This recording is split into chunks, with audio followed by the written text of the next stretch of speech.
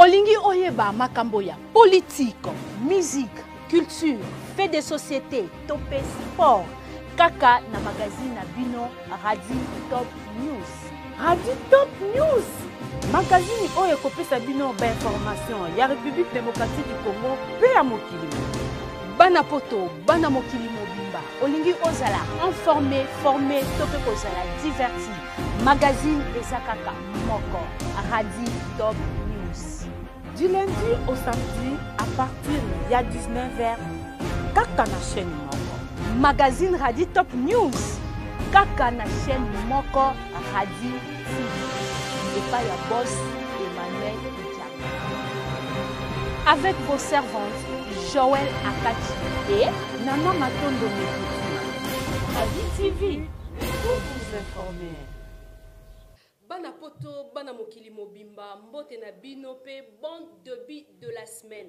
Nazali na sengo ya komona bino na pokwa lelo po na kolanda magazine na bino Radi Top News. Merci na confiance au bozo pe sabiso parce que biso tozana po na ko informer, former pe ko divertir bino.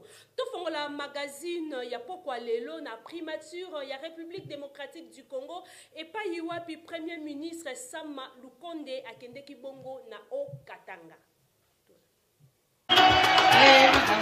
Mokolo ya vendredi 30 avril 2021 au Katanga base mobilisé bongo pona koyamba premier ministre Jean-Michel Sama Lukonde Kenge oyo a effectaki bongo première visite officielle naye depuis akoma bongo premier ministre. Ezalaki bongo na 19h30 nde avion ya chef ya gouvernement central et komaki bongo na aéroport ya Luano. Azalaki bongo na 6 ministres ya gouvernement naye. Jean-Michel Sama Lukonde ayambamaki bongo epa ya gouverneur Jean Kabula Katwe ava pesa mbote epa bato oyo bayaki koyamba ye. Premier ministre asali bongo priorité gouvernement ya leadership ya président ya République Félix Antoine Tshisekedi. Il nous a été rappelé les missions prioritaires qui nous avaient été données, à savoir la paix, la sécurité, la santé, l'enseignement et le développement à la base. Et tout ceci, bien sûr, demande des moyens.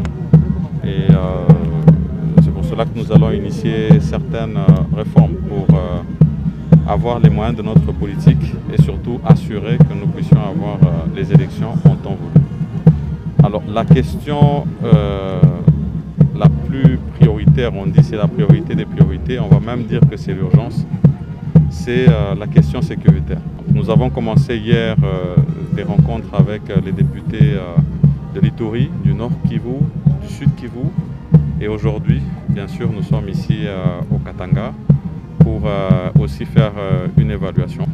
Au-delà de cela, de soutenir l'action du gouvernement de l'Union sacrée, qui est un gouvernement qui a en son sein toutes les composantes politiques et c'est important qu'il soit soutenu comme tel. Cortège ya chef ya gouvernement et salaki bongo une heure po ekota na centre-ville. Malgré molili ya butu pe kozela ya batu. O Katanga batu bazalaki bongo nzinga na nzela pona koyamba premier ministre. Balekaki na boulevard Musuri, place ya unité Katangaise, Avenue Lumumba Chaussée, Laurent Désiré Kabila, pe basengaki ayeba na kotelema. Pe Sama Lukonde akomaki bongo na place ya poste na 20h40.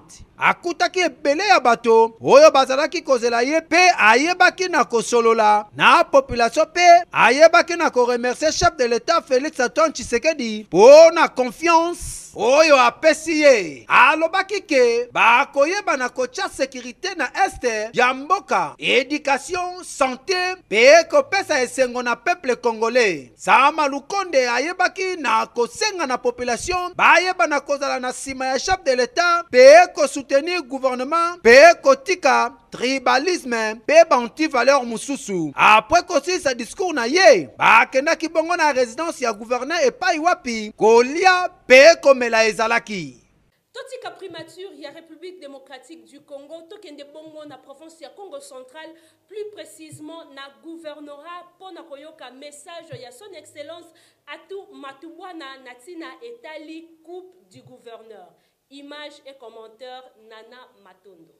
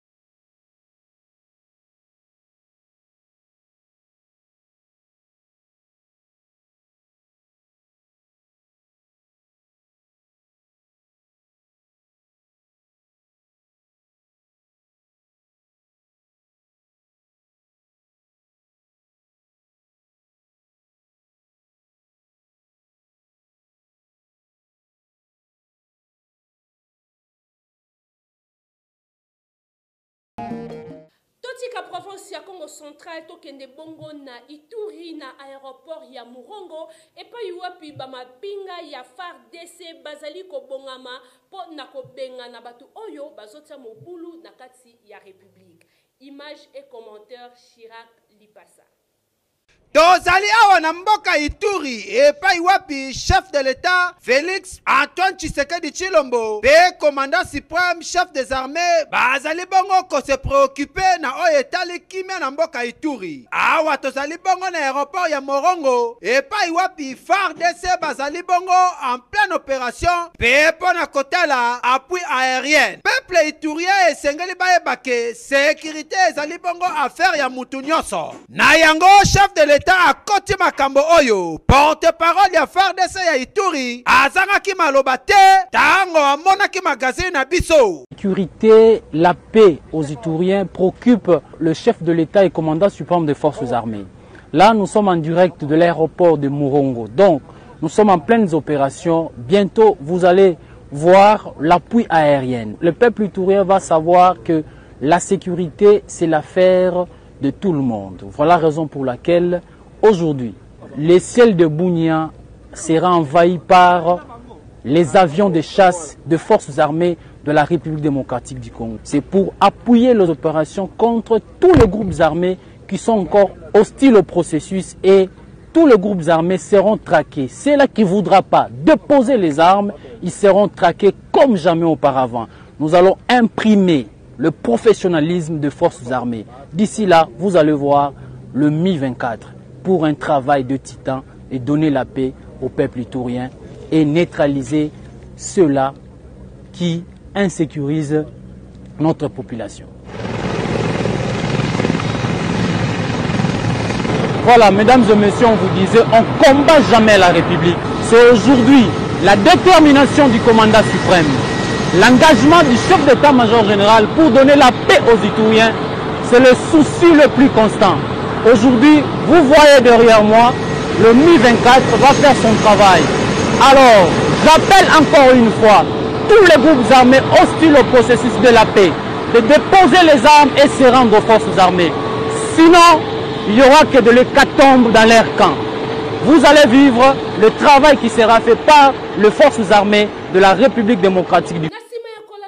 Formation sécuritaire, baebaki na kopesa bango ba brevet et salemaki bongo na vie ya Lubumbashi. Image et commentaire Nana Matondo. Magazine Radi Top News ekitaki bongo na Lubumbashi epai wapi na nsima ya formation sécuritaire oyo esalaki bongo 30 jours bapesaki yango bongo na bamembre ya sécurité na bango bapesaki bango moko na moko babrevet na bango pe président fédéral ya UDPS Lubumbashi ye moko apesaki du brevet successif. Bruno Chibangu Kabayi, rapporteur ya Assemblée provinciale ya Okatanga, Honorable Thomas Lupata, PDG ya ligne maritime congolaise Jean-Claude Mukendi, liboso ya ministre provincial ya économie pe commercial extérieur, Mama Céline Kanya Munanga pe misusu. Bonjour Clément. Vous avez bien, tu vois, bon. Félicitations mon cher. Merci. Au DGA. Ujinga Kasongo Nono.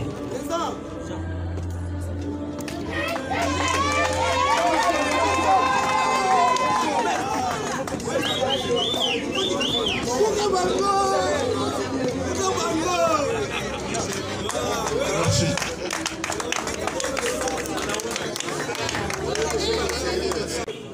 Goyi Kabulo Célestin.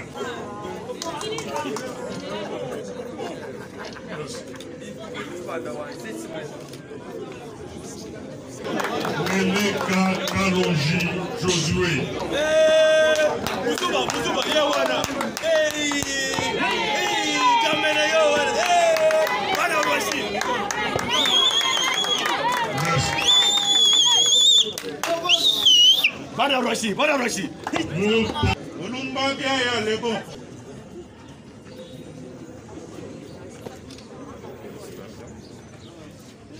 coordonnateur ya sécurité générale a promettre ba formation ya ba membre mususu pe a remercier ba oyo bayaki na manifestation oyo. Formation à ici à Papano. Après 2 semaines ou bien 1 semaine, quand le programme n'a pas bien, on va les porter momentanément et autres là pour participer. D'autres là pour démarrer la formation guinéenne des institutions.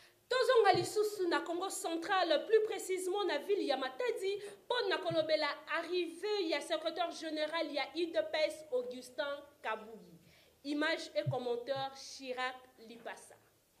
Awa tozali bongo na bassin d'Amar epai wapi parti politique IDPS bayebaki na koyamba secrétaire général na bango Augustin Kabouya na ville ya Matadi. Présence na ye ezalaki awa na Matadi ezalaki mpona koinvestir nouveau comité ya IDPS na ville ya Matadi. Tomonaki bongo na bassin d'Amar ebele ya bato ba différentes délégations ba parti politique ba ASBL kaka ndenge bozomona na bilili. Secrétaire général Augustin Kabouya azanga tango amonaki magazine na biso eza esengo moko munene pona province na bino parce que tous les secrétaires généraux que l'IDPS a connus bazalaka toujours nommé na Kinshasa, mais pona ngai Nzambe asalaki ke ba nomenga epa na bino awa, c'est-à-dire naza produit na bino. S'il y a une province qui peut me soutenir à 100%, et Zabinoba na Congo central. Kaka na affaire ya Willy Bakonga, artiste musicien Kofi Olomide, azali na esengote pour na 3 ans de servitude pénale oyo bapesiye. Image et commentaire Nana Matondo.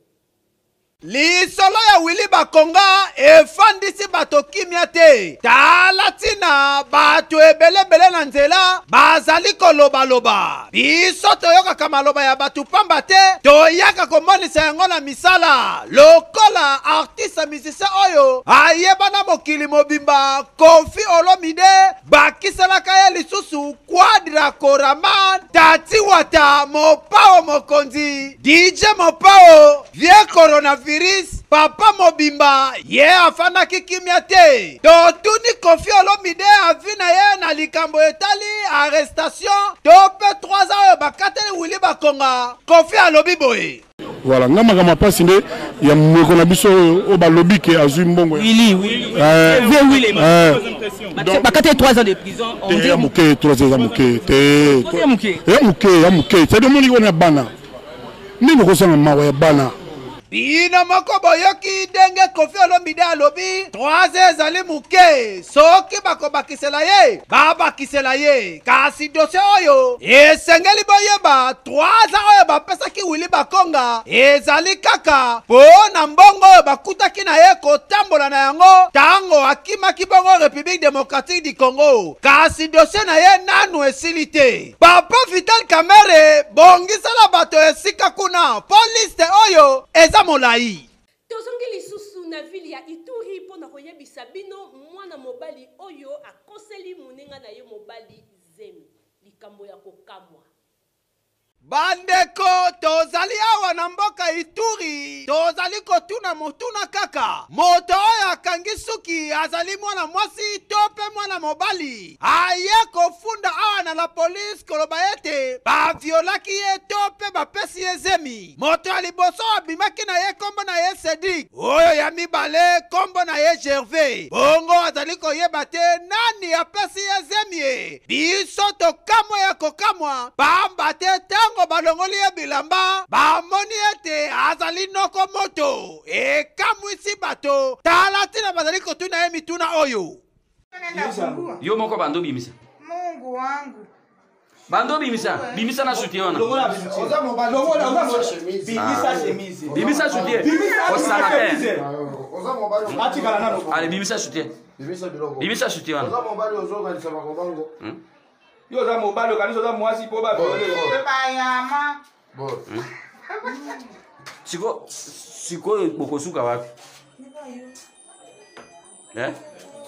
Loba kasi bokosuka wapi? Garçon wapi?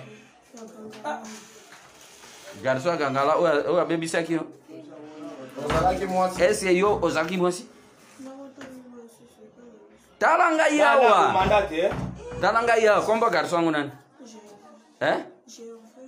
Yo botama na hôpital nini obotama kama mwasi? Village wapi? Eh?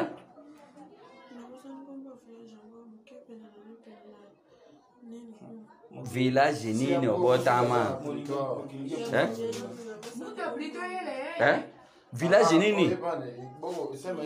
Eh?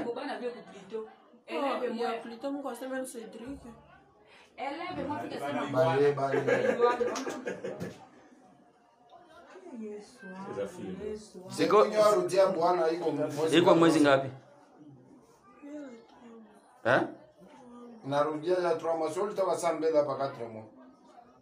3 mois. bino moko boyoki na matoi na bino ete azali na ye mwana mobali na hôpital kutu oyo abotamelaka azali koyeba yango te. Biso tokamwa ya kokamwa kotala ete mwana mobali mobimba azali komibenga mwana mwasi. Sikoyo totuni kaka motuna zemi yango efandeli wapi po ye aza mwana mobali. Dossier oyo eza a suivre. Tosokisa magazine na biso Radi Top News na image du jour. Blanc. Tu t'appelles comment? Mbunge. Tu as quel âge? De l'âge. 3. 3 ans? Non, 2 ans. 2 ans? 2 ans. C'est beaucoup ou diminué encore? 1 an. 1 an? Ça c'est grave. C'est grave. Tu as fumé? Tu as fumé le banga? Non. Tu as pris le comprimé? Non, blanc. Tu t'appelles comment? Mbunge. Tu as quel âge? De l'âge. 3. 3 ans? Non, 2 ans. 2 ans? 2 ans. C'est beaucoup ou diminué encore? 1 an. 1 an? Ça c'est grave. C'est grave. Tu as fumé? Tu as fumé le banga? Non. Tu as pris le comprimé?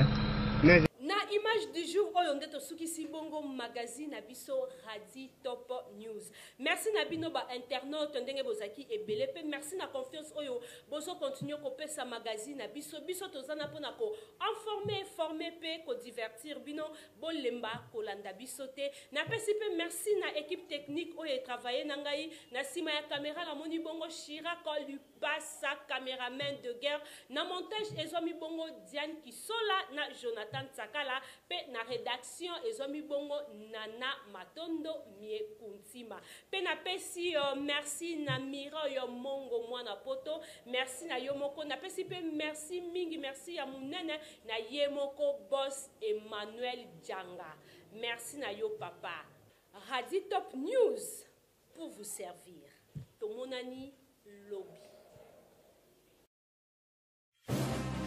Olingi oyeba makambo ya politique, musique, culture, fait de société, topé sport.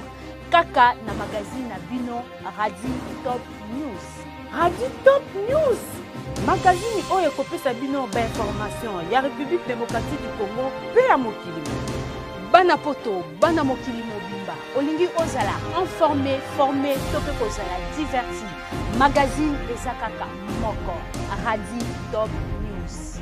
Du lundi au samedi à partir de 19h, kaka na chaîne moko. Magazine Radi Top News. Kaka na chaîne moko Radi TV.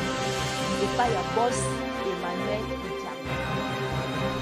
Avec vos servantes Joël Akati et Nana Matondo Mekutima. Radi TV. Pour vous informer.